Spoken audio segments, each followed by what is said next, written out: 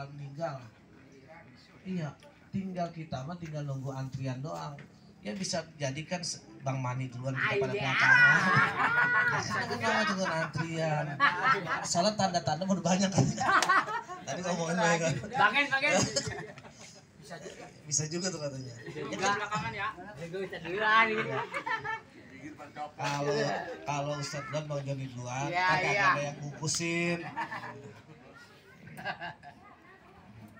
Itu kita udah tahu tuh, saya udah tahu, bapak-bapak udah tahu, Bang Joni udah tahu, Bang Mani udah tahu nih, Pak RT udah tahu bakalan meninggal, udah tahu kita sering begini. Tapi yang herannya nih kita nih, udah tahu tuh nanti ngadep Allah, bahkan kita udah tahu ada siksa kubur, bahkan kita udah tahu ada neraka, bahkan kita udah tahu tuh, udah tahu juga tuh bakalan nanti ada siksa api neraka, udah tahu semua tuh. Tapi herannya kita udah tahu mati, udah tahu siksa kubur, udah tahu neraka, masih resep sama ninggalin sholat, masih resep sama ngelawan suami, masih resep. Mungkin dalam betul-betul roman yang dalam banyak tuh, yang lawan suaminya nggak sih enggak. Iya, oh hayu aja tuh katanya.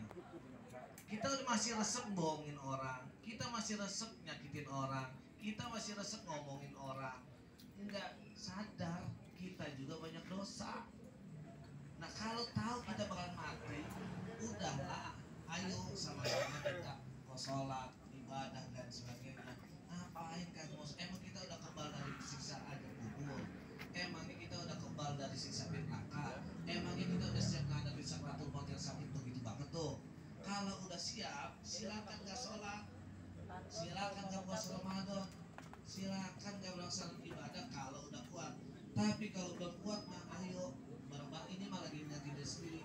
Karena jadi ketika sakaratul maut itu datang dua malaikat, namanya malaikatul maut dengan malaikatul rahmah.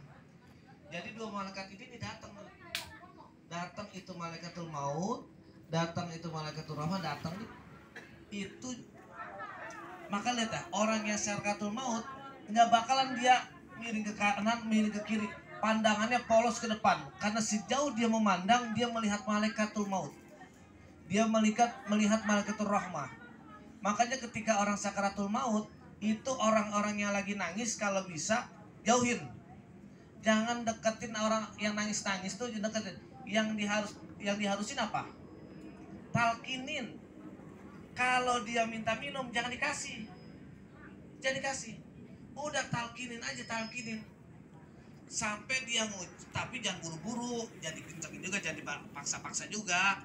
Di kupingnya kan tuh ditalkinin aja, la ilah, sampai dia bisa nyebut itu semuanya. Udah selesai sampai dia nyebut itu aja tuh, ditalkinin. Maka malaikatul maut itu datang tuh. Kalau emangnya niruh orang yang rajin sholat, kalau emang niruh orang yang rajin ibadah, kalau emang niruh orang yang senantiasa datang rajin ke majelis taklim, kalau emang niruh suka nolong kebaikan orang, itu malaikatul maut datangnya sopan, narik ruhnya pelan-pelan. Makanya kadang-kadang ada orang sholat, habis sholat tau-tau udah gak ada, lagi sujud udah gak ada, pokoknya lagi halal kebaikan itu gak ada. Tapi kita pernah lihat juga orang itu sampai tersiksa sakaratul. Emang begitu. Ada yang bilang sakaratul maut itu bagaikan kita ditusuk oleh pedang 1000 kali di tempat yang sama. Atau sama aja kayak kita ngeliat kulit kambing dalam keadaan hidup-hidup. Itu kambing kalau lagi kambingnya PRT, kalau kita ngeliat lagi hidup-hidup tuh kira-kira gimana tuh rasanya. Nah begitu tuh kita tuh, sakitnya luar biasa. Udah tahu tuh kita sakit, mau ngapain lagi. Udah tuh, kalau orangnya yang nggak sholat, aduh ngeri dah. Maka kadang-kadang sakit tuh ditarik itu dari kaki naik ke atas sampai ini. Malaikat nih resep nih kalau yang nggak rajin sholat nih. Malaikat paling demen nyiksanya. Emang lu dong yang gue tungguin. Karena ketika kita mau meninggal dunia, itu malaikat setiap hari itu ngelongokin kita, ngiyatin kita, ngintipin kita, itu 70 kali. Dilongok, Bang Mani lagi sholat subuh cakep. Dilongok lagi, lagi main bulu tangkis. Dilongok lagi ya selama nasi uduk. Dilongok lagi tidur. Dilongok 70 kali Bang Mani kita diintipin. Lempengan diintipnya sama malaikat, dilihat lagi malaikat lagi cakep mah alhamdulillah. Kalau dilongoknya lagi minum.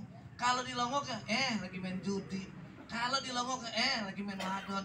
Kalau dilongok lagi hal-hal yang buruk kita ngeri. Siap-siap tuh malaikatul maut nariknya resep banget itu. Maka diurus tuh semuanya. Habis itu apa lagi? Maka beruntung nih kemarin yang orang-orang yang senantiasa ngikut nyolatin jenazah, ngikut nyolatin sampai lagi nganter, itu orang-orang yang beruntung. Dan ketika tadi talqin juga apa kata fatakulu ilal khair, jangan kata apa-apa kecuali kebaikannya. Udah kalau orang lagi sekatul maut kita nggak usah ngomongin jelek-jeleknya. Rasul bilang ngomongnya kita ilal khair kecuali cuma yang baik-baik doang. Emang dia masa hidupnya rajin sholat, emang dia masa hidupnya rajin ibadah, ngomong yang baik-baik. Walaupun kita tahu dia kurang baik, tapi pasti ada kebaikan yang dia perbuat. Ngomong yang baik-baik, karena itu nanti yang dibawa buat dia semuanya. Orang yang nyolatin pahalanya apa tuh? Ini berbalik lagi nih. Itu dapat 1 kirot. Tahu 1 kirot Bang Mani? Apa tuh? 1 kirot itu sama aja 1 gunung Uhud. Orang yang nyolatin jenazah, maka beruntung jamaah sini yang ngikut nyolatin jenazah. Apalagi sampai nganter tuh jenazah, udah 2 kirot, kan luar biasa. Dan ini pelajaran buat kita semua. Kalau kemarin kita nganter almarhumah Ibu Mina, kita nggak tahu besok, minggu depan, bulan depan, tahun depan bisa jadi diantara kita akan dianterin oleh jamaah yang ada di sini. Kalau kita tahu bakal dianterin ke taman pemakaman bukan umum Lokura, udah ayo ngajak ini saya ngingetin diri, udahlah kita banyak-banyak sujud kepada Allah Subhanahu Wa Taala. Apa nanti yang dibawa oleh Allah udah amal kita.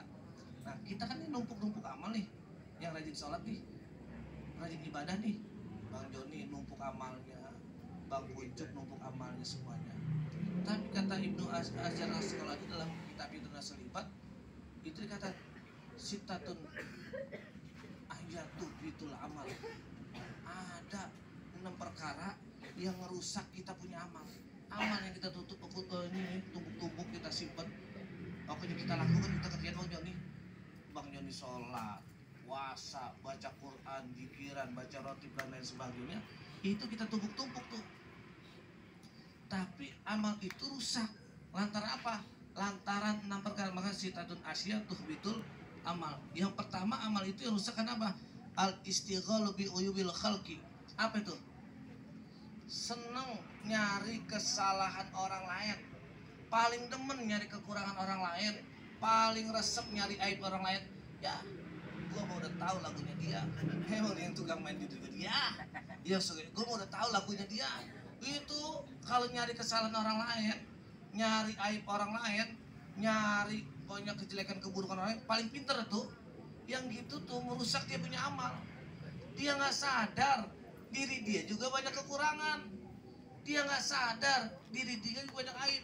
Kita nih sekarang bisa duduk tahlilan di sini, ini duduk tahlil di sini nih malam ketiga. Itu bukan karena ilmu kita. Ini karena satu ridho Allah, yang kedua karena Allah nutupin kita punya aib. Coba kalau Allah buka aibnya nih, Bang Joni saya semua dibuka aibnya oleh Allah Subhanahu Wa Taala, malu kita datang sama tahlil. Bang Mani aib-aib waktu mudanya dibuka nih, malu dia. Oh ternyata gini, malu. Tapi karena Allah tutup kita punya aib, jadi kita duduk tuh di sini. Kalau Allah aja tutup aib hambanya, kenapa kita buka aib hamba Allah yang lain? Aib orang lain, cari kekurangannya. Dan orang yang suka mencari kekurangan orang lain, kejelekan, keburukan, aib orang lain, itu nanti amal dia akan rusak dengan sendirinya. Yang kedua, waqaswatul qalbi. Keras dia punya hati. Hatinya keras. Kagak mau dengar nasihat orang lain. Merasa dirinya paling benar, merasa dirinya paling hebat, merasa dirinya paling bisa. Kalau lagi ada apa-apa, pokoknya udah lu mah kata gua aja. Nggak denger tuh nasihat orang lain. Udah ikutin gua aja. Merasa dirinya pintar. Kalau ada orang yang merasa soleh, merasa pintar, merasa hebat, yakin sebenarnya dia tidak soleh, yakin sebenarnya dia tidak hebat, yakin sebenarnya dia tidak pintar. Hanya ada iblis di dalam hatinya. Kenapa? Iblis pintar. Iblis itu ahli Quran. Iblis itu ahli hadis. Iblis itu ahli riwayat. Kenapa dia masuk surga? Cuman sekarang satu, sombong. Dia sombong. Disuruh sujud ke Nabi Adam, dia kagak mau. Lantaran itu dia akhirnya masuk neraka. Udah enak-enak tuh iblis di surga, namanya kan Azazil. Nama asli Azazil. Udah enak-enak dia, karena kesombongannya akhirnya dia masuk neraka. Jadi kalau ada di antara kita merasa dirinya hebat, merasa dirinya soleh, merasa dirinya baik, yakin benernya dia nggak soleh, benernya dia nggak baik. Kalau kita pengen baik boleh nggak? Boleh. Pengen jadi orang soleh boleh, tapi jangan merasa soleh. Yang selanjutnya wahubud dunia, yang ketiga, yang rusak kita punya amal. Cinta sama dunia. Udah saking cintanya sama dunia, ajan johor sampai butek kita. Saking cintanya sama dunia, ajan maghrib kita kagak denger. Kerja baik. Ngojek baik. Di kantor baik. Cinta banget sama dunia, sayang nih kalau ini lagi nanggung tahu-tahu Isya. Gara-gara hal dunia kita ninggalin hal yang baik. Kita ninggalin ibadah. Kita ninggalin sujud sama Allah. Akhirnya apa? Kalau orang hubud dunia, ujung-ujungnya nanti jadi budak dunia. Udah pasti itu jadi budak dunia. Udah pasti dia bakalan ninggalin yang hal-hal yang untuk ibadah kepada Allah. Nah, orang yang begini nih rusak dia punya amalnya nanti ngadep Allah. Udah berapa bang ini? 3. 1, cari aib. 2, keras hati. 3, hubud dunia. Yang keempat, wakilatul haya, kagak punya malu. Gak punya malu tuh. Gak punya malu bagaimana? Tahun orang lagi puasa Ramadan, dia mah enak-enak ngerokok. Tahun lagi puasa Ramadan, dia mah enak-enak lagi makan. Kayaknya nggak ada rasa malu tuh. Tahuan lagi orang pengen sholat, dia mah santai-santai aja, kagak ada rasa malu, nggak ada rasa malu orang sholat. Minimal mah, jangan menunjukkan. Urat tuh, katanya urat malunya udah pada putus tuh. Yang begini nih nggak punya rasa malu kalau orang ibadah kita biasa-biasa aja, apalagi apa yang godain, ngajakin buka puasa. Nah yang begini nih nanti sama akan rusak dia punya amal di hadapan Allah. Yang kelima apa? Watulul amal, panjang angan-angan, kepengenannya banyak, cuman kerjaannya ngehayal doang. Taruh kopi hitam, pegang rokok, menghayal, ngelamun dah. Gua kalau punya duit 1 miliar nih, lu nanti gua berangkatin haji pada. Ngomong dah, lu berangkat umroh, tenang. Lu gua beliin motor satu-satu, menghayal be. Kerjanya kagak, ikhtiar dunianya kagak, ikhtiar akhiratnya juga kagak. Mending dia kagak ikhtiar dunia nggak kerja, tapi dia ikhtiar akhirat.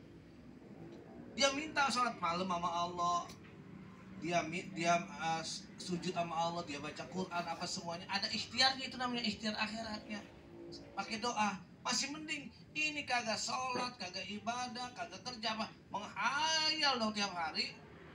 Nah yang begini nih, amal yang dulu masih itu dia perbuat, akhirnya jadi rusak tuh. Ada orang di sini? Emang gak ada kopinya. Yang terakhir, wazulmun la yantahi. Jadi seneng kalau dia berbuat maksiat, bahkan sampai akhirnya dia bangga dengan kemaksiatannya. Jadi kalau dia berbuat dosa, dia berbuat maksiat, dia bangga tuh. Nah yang begini nih juga ngerusak punya amal. Jadi karena Ibnu Asqalani dalam kitabnya ada berapa? 6 yang merusak amal. Yang pertama,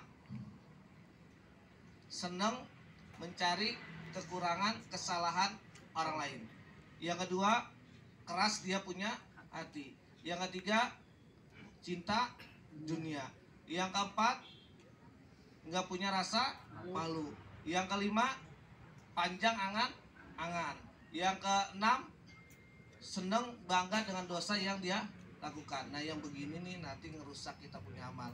Ayo jaga, jangan merasa diri ini hebat, jangan merasa diri ini paling soleh, jangan merasa diri ini paling benar. Semuanya nanti di hadapan Allah sama. Ngukurnya dari mana? Dari takwa kita kepada Allah Subhanahu Wa Taala. Itu yang paling mulia nanti di hadapan Allah Subhanahu Wa Taala. Kalau cuma timbang-timbang doang mah jangan belagu dah gitu tuh.